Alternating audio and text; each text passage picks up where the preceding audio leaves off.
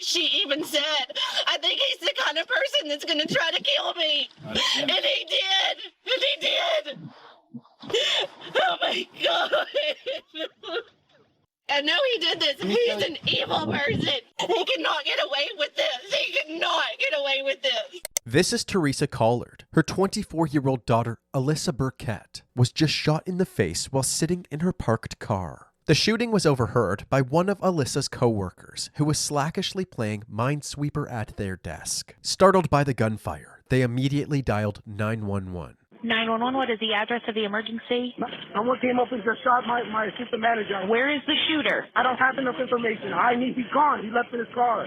He literally left a second ago. Officers from the Carrollton, Texas Police Department were dispatched to an apartment leasing office at 1120 MacArthur Drive. As they walked toward the building, they passed a gray Toyota Corolla with a single bullet hole in the driver's side window. They also noticed a knife sheath on the sidewalk. Lying right outside the front entrance was Alyssa, who appeared to be unresponsive. In addition to the gunshot wound to her face, she was also covered from head to toe in deep lacerations. By this point, medics had arrived at the scene, so officers finished securing the perimeter while Alyssa received medical attention. But unfortunately, the medics were too late. At 9:12 a.m., Alyssa Burkett was pronounced dead. The forensic unit proceeded to set up a tent in order to thoroughly examine Alyssa's body. Meanwhile, the officers finished securing the area and began interviewing several witnesses who all said that Alyssa was ambushed. We're just getting our day started. Okay. Were you here when everything happened? Yes, I was sitting at my desk.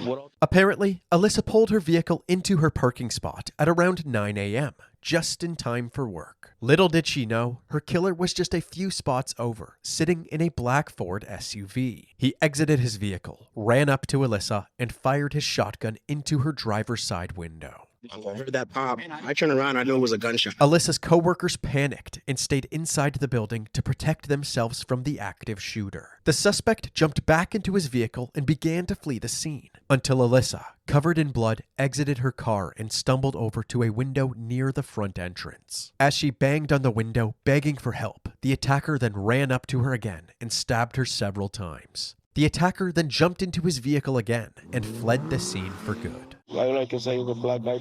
Did you see him holding the knife? Yeah, in the hand. Don't touch anything, okay? The investigators gathered around to inspect Alyssa's vehicle. She got shot in the car. Okay. You can see her handprints. During this inspection, they discovered a tracking device hidden in one of the wheel wells. The device is collected for evidence, and while investigators took photos of the vehicle, the lead detective contacted Alyssa's family to inform them of the tragic news. We're going to start having family members show up here. Not long after, Alyssa's mother Teresa showed up at the crime scene completely devastated, bringing us right back to the moment at the beginning of this video. She even said, I think he's the kind of person that's going to try to kill me. And he did. And he did. Oh, my God. The person Teresa is referring to is 33-year-old Andrew Beard, the father of Alyssa's daughter. Andrew has a successful career at Hilti Tool Services. He goes on frequent vacations, lives in a big house, and has his own airplane. After going on a few Tinder dates with Andrew, the relationship went stale, but soon after, Alyssa found out she was pregnant. Once their daughter was born, a tumultuous custody battle ensued. Hi everyone, my name's Alyssa. This past year I have been going through a custody battle, a very ugly one. I have a 1-year-old child. It's taken a toll on my mental and physical health. With that being said, I've become a lot stronger in the process. And I guess just my message is no matter what you're going through, stick it out, you can do it, and stay strong. Despite her positive outlook, Alyssa's finances were crumbling behind the scenes. However, in March of 2020, things seemed to take a turn for the better. The two reached an agreement regarding the custody of their daughter Willow and child support. By April, they were finally able to move on with their lives. Alyssa started dating a man named Ben, and Andrew started dating a woman named Holly, who he proposed to after just 1 month together. In the first conversation between Alyssa and Holly, things looked promising. Holly texted Alyssa, Look forward to having a super healthy relationship with you and Ben. Alyssa responded, saying, I hope your influence helps because I'd love nothing more than for all of us to have a healthy relationship. However, it turned out that this healthy relationship was nothing but a pipe dream. In September, just a month before Alyssa was murdered, a man named Frank called 911 to report that Alyssa was selling drugs out of the back of her car while at work. I saw what I thought looked like someone just selling some drugs out of their truck, and I could smell it and I could see it. And Okay, what kind of vehicle is it? it's a little Toyota Corolla. I have a license plate if that helps. Okay, great. What was your last name? Morrow. Officers went to Alyssa's workplace to investigate these claims. Inside her trunk, they found cash, drugs, and a pistol. However, it was determined that Alyssa had no real connection to these items. Somebody had planted them. Although the police believed that Andrew was responsible for this, there was ultimately not enough evidence to place any charges. I knew that it was him when the drugs didn't work in the car for him to get the baby. Alyssa also expressed to her friends that Andrew always seemed to know where she was and that she would frequently run into him on her nights out. Because of this, she became fearful for her life and began sending paranoid texts to her friends. Come over while I walk inside. Do you see anyone around you? Lock the door behind you. He is going to try to get someone to kill me next. Just a month before the attack, Alyssa started a GoFundMe to help with the legal fees of the custody battle, where she wrote, At this point, I am scared for my life and my daughter's life. I know he did this. He's an evil person. He cannot get away with this. What scared Teresa even more was that on the day of the murder, Andrew had custody of Willow. Yes, I want my grandbaby away from him. Oh my God. But wait, how could Andrew be the killer if the witnesses said they saw a black male? Even if this was true, it's still possible that Andrew was involved in the planning of this attack. She apparently has had a history with baby daddy. Andrew Beard is the suspect? Yes. The police send units to Andrew's home and put out a bolo for his white F-150, as well as the killer's black Ford SUV. Within hours, Andrew's truck was spotted, and he was pulled over for a traffic violation. After following an order to exit his vehicle, he was immediately handcuffed. My part was to just find me. That's all they asked me to do. Sitting in the passenger seat was Andrew's new fiancée, Holly Elkins. She was removed from the vehicle and handcuffed as well. But Holly wasn't the only passenger. Willow was also in the truck, safe and sound. The daughter's in a car seat in the back seat. They've been pretty cooperative. There wasn't enough evidence linking Andrew to Alyssa's death, so he and Holly were free to go. Due to the custody agreement, they were allowed to take Willow with them. But instead of going home, they were taken to a nearby Airbnb to stay at for the time being. Andrew's F-150 was seized, and a search warrant for the couple's home was executed later that night. Carrollton Police Department search warrant. If you're in there, come out with your hand up. During the search, police found an envelope covered in writing with details of Alyssa's workplace and a description of her vehicle. They also found the name Frank Morrow, the person who called 911 to report Alyssa for dealing drugs. Police also discovered a charger and batteries for the tracking device that was found on Alyssa's vehicle. So we found this GPS tracker box. Back at the station, Andrew's truck was being searched as well. They found a backpack in the back seat, and inside the bag there was a pair of men's hiking boots that were soaked in bleach and had been cut into pieces, as well as 2 bottles of dark brown makeup. Detectives now believed that Andrew used this makeup to disguise himself during the attack. Investigators also discovered that Andrew had recently bought a black Ford Expedition just days before Alyssa's murder. They were able to locate it on a random suburban street less than a mile away from his house. Using the SUV's GPS location data, they determined that he abandoned it there at about 9:30 a.m., a half hour after Alyssa's attack. They believed that this person, caught on a nearby home security camera, was Andrew, running through the neighborhood after abandoning the vehicle. While searching the vehicle, investigators found multiple bloodstains that were confirmed through DNA testing to be from Alyssa. They also found Andrew's beard, fake facial hair you might see someone wear on Halloween. With the discovery of all of this evidence, Andrew was contacted and told that he would be arrested if he didn't turn himself in. The next day, he came down to the station to do just that. Andrew Beard, Andrew was booked into the Dallas County Jail, and his bail amount made it unlikely that he would get out anytime soon. Beard's bond is set at $1 million. He is currently in the Dallas County Jail charged with murder, and police say it's very clear this killing was not random, it was planned, and it was personal. A few days later, his fiancée Holly volunteered to speak with the police. She vouched for her husband-to-be and claimed that the idea of him doing something like this was complete nonsense. I can't believe that my fiance would do something like that to a woman, or to anybody, but a woman. So I just told all my friends and family that I'm engaged to the most wonderful man on the planet. Yeah. And now people want me to believe that he's not that. And there are so many emotional roadblocks for you to try to believe that. I get that. I'm telling you, there's a side of him that you do not know. The detective spent over an hour trying to convince Holly that Andrew was a killer, hoping they would come out of the interview with a key witness to testify against him in court. But Holly refuted any suggestion that Andrew was responsible, claiming that he was actually home with her at the time of the murder. There are a few hours that you know he was not in that house. You cannot tell me that I feel that way, sir. I can tell you that because I know that for a fact that he was out of the house, Holly. I don't know that for a fact. That's what my problem is. Okay. I am a total stage 5 clinger girlfriend. I'm always up his ass. I find it hard to believe. I want to help. I really do. But I don't have any answers. I'm trying to help and no one's helping me. I just feel bad to not help something that I think is very sad that happened. I've literally cried myself to nauseam every single night over this. Holly was adamant that Andrew had nothing to do with Alyssa's death. But the detectives weren't buying it. They suspected that Holly was covering up for Andrew. Holly realized this and told them that she would get a lawyer if she had to. I don't want or need a lawyer because I don't have anything to hide. Yeah. Well, I feel like the dumbest, most manipulated woman on the entire planet if this is true.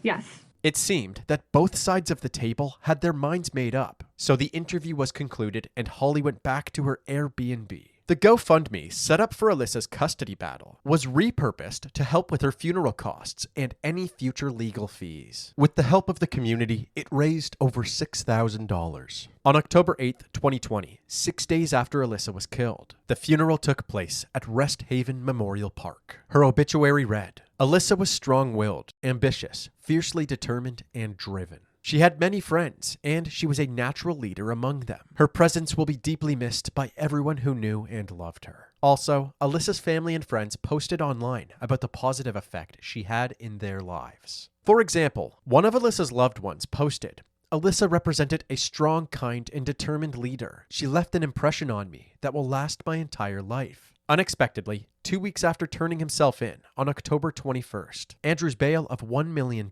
was paid and he was released. A Rowlett man accused of shooting, then stabbing to death the mother of his child is free on bond this afternoon. And the victim's family believes he is a threat to public safety. He was taken to the Dallas County Courthouse, fitted with an electronic GPS ankle monitor, and released for home confinement, placed on bail after a $1 million bond was paid on his behalf. With news of Alyssa's killer being released, her family was terrified of him coming after them as well. Another serious concern was that he could flee from the authorities and Alyssa wouldn't get the justice she deserved. Alyssa's grandfather pointed out that Andrew was a pilot, making him a literal flight risk. The family of Alyssa Burkett wants to know why someone paid for that release. They believe he should still be behind bars. He is a flight risk himself. He has a pilot's license and he has an airplane that the police have not been able to locate yet. The Carrollton Police Department decided to get the FBI involved, and just 8 days after being released, Andrew was once again taken into custody. A Rowlett man accused of murdering the mother of his child has been arrested on a new charge. Andrew Beard now faces a federal firearms charge. He recently bonded out of jail after being arrested for the murder of Alyssa Burkett. Yeah, Heather and Steve, many people could not believe that Andrew Beard was out of jail after posting a $1 million bond. Now the U.S. Attorney's Office for the Northern District of Texas has found a way to charge him federally, and he is right back behind bars. Now Beard is back in jail on a federal charge of possessing an unlicensed firearm silencer. It turns out that during the search of his home, an unregistered silencer was found, which warranted an arrest under federal law. They did see that it was a homemade silencer. It did not have any serial numbers or manufacturing markings. The ATF says it has no records of Beard legally owning a silencer and that the silencer has no manufacturer markings or a serial number. Andrew's charges were eventually changed to stalking using a dangerous weapon resulting in death and discharging a firearm during a crime of violence. He sat behind bars for the next year and a half. During this time, Teresa was given full custody of Willow. They consistently visited Alyssa's grave and held a memorial event in her honor. What is that? Balloon. As for Holly, she left Texas and went back to her home state of Michigan, cutting off all communication with Andrew. She got a new condo, a new fancy car, and a new boyfriend. Then, on July 15th, 2022, Andrew suddenly requested to speak with the prosecutors. He wanted to make a plea deal. They were able to quickly come to an agreement. As part of this plea deal, he sat down with the detectives and shared his side of the story. He claimed that Holly was the mastermind behind everything. She desperately wanted the perfect family with Andrew and Willow, and would stop at nothing to make this dream come true. He started by citing an incident that happened 2 months before Alyssa's death. On August 6th, 2020, Holly called 911 saying that she had been assaulted by Alyssa's mother, Teresa. 2 officers were sent to Holly's house to investigate these claims. The grandmother. Apparently, while grabbing Willow out of Holly's lap, Teresa attacked. She literally attacked me from behind side. I was facing the lake. The officers took pictures of Holly's injuries. I have No. Oh, you have some on your stomach? Okay. And it was immediately obvious that the red marks on her chest and stomach were not inflicted by another person. Holly's plan failed miserably, so she decided to step it up a notch. She came up with another plan to frame Alyssa for drug trafficking. If you were to ask me whose idea was what, drugs and the planning of drugs was Elkin's. But as we already know, this plan failed as well. At this point, Holly's patience was wearing thin, so she told Andrew that it was time to get serious. It was made very clear to me that your previous methods aren't working. This is what you're going to do now in order to prove that that you're worthy. Holly became increasingly manipulative towards Andrew, constantly calling his masculinity into question by texting him things like, "I don't want anyone who is a to some lowlife or a pushover. I want a man who protects his woman and child before anyone and doesn't give 2 fucks otherwise." Like, I was emotionally drained, and at that point I just basically said okay and became submissive to whatever she wanted me to do. That's the task I did. Holly also told Andrew that they needed to get rid of Alyssa once and for all. It was you're going to dress up as a different person. Essentially, you're going to wear this dark makeup.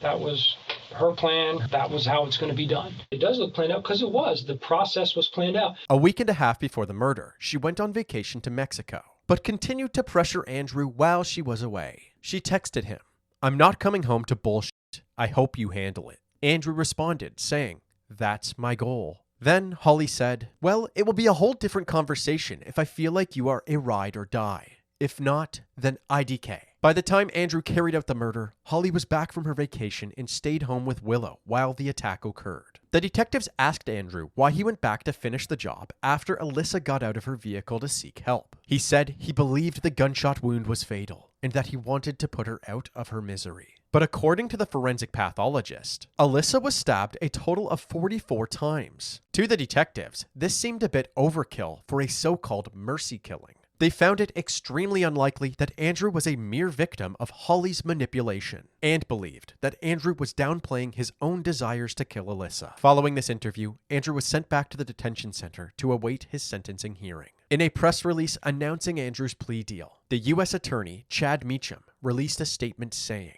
"This was a brutal, bloody crime. Miss Burkett's daughter is now suffering twin tragedies. Her mother is deceased, and her father is a confessed killer. We pray for strength for this child and for the rest of her family in the days, weeks, and years to come." For the next 10 months, the detectives focused on building their case against Holly. Then, in May of 2023, Andrew's sentencing took place. He received 43 years in federal prison. 2 months later, in July, Holly was returning to the U.S. after another vacation, this time in the Dominican Republic. As she exited the plane at the Miami airport, she was arrested. The fiance of a Rowlett man is now charged with helping to carry out the murder of his ex-girlfriend. Federal prosecutors arrested Holly Ann Elkins in Miami. Now, you might remember this story. Andrew Beard pleaded guilty to shooting and stabbing 24-year-old Alyssa Burkett in 2020 as she arrived to work at a Carrollton apartment complex. They share a child. He's currently serving a 43-year sentence. This new indictment alleges Elkins helped plot the killing by stalking Burkett and brandishing a firearm. Holly's arrest came as a shock to Alyssa's family, who up until this point had put all of the blame on Andrew. It's bittersweet. It brings up all the hurt of the loss, but we're glad that she's being held accountable for it. It's a challenge, and this arrest it came as a surprise. But the more details I find out about it, the more I realize that she played a really big part in this, and she's gone 2.5 years without any accountability. So I'm glad that she is being held accountable at this point. She was charged with conspiracy to stalking using a dangerous weapon resulting in death, and brandishing a firearm in relation to a crime of violence. Her trial began on April 10th, 2024. And in their opening statement, the prosecution said, Andrew Beard is a monster, but he was Holly Elkins' monster. They outlined Holly's secret hatred for Alyssa, highlighting all of the special names she had for her in her phone records. They also outlined Holly and Andrew's toxic relationship turned deadly from beginning to end. Only 2 months into their relationship, Holly was already berating Andrew about Alyssa, texting things like, "Your BM owns you. You continue to put BM first. You choose to be, IDK, for lack of a better term, submissive to her. I don't have want or need any bullshit from anyone." Around this time, she was also doing a ton of research into many different tracking devices. As you already know, Holly proceeded to harass Alyssa for the next several months leading up to her death. But the prosecution highlighted even more incidents that were discovered during the investigation into Holly. For example, Holly once placed a call to 911 under the fake name Amber, falsely claiming that Alyssa's car was driving erratically on the interstate. She also paid a private investigator to dig up dirt on Alyssa. This private investigator testified at the trial, saying that they found nothing incriminating. Once the timeline reached September, the jury began to see a murder plan unfolding. On September 13th, 2020, Holly and Andrew purchased the black Ford SUV. The next day, on September 14th, 2020, Holly purchased the dark brown makeup from a drugstore. 5 days later, on September 19th, 2020, using her location history, investigators determined that she had accompanied Andrew to a supercenter. There, they purchased the same ammunition from the crime scene and a Camillus knife, which matched the sheath. Then, on October 2nd, 2020, Andrew, dressed in a black rain suit and disguised with makeup and a fake beard, shot Alyssa in the head with the shotgun.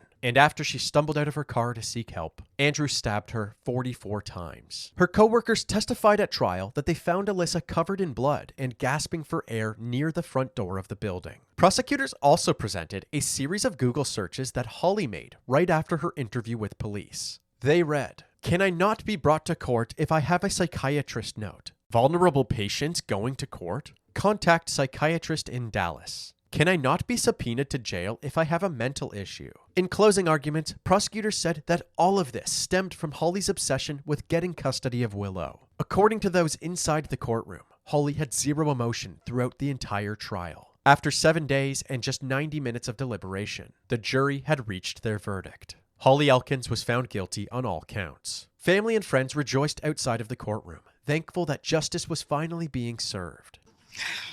I don't know. I'm overwhelmed with emotions right now, really. Yeah, it's got to be a big mix. But happy, overwhelming emotions, because finally, this has been a long time coming. What would Alyssa think about this?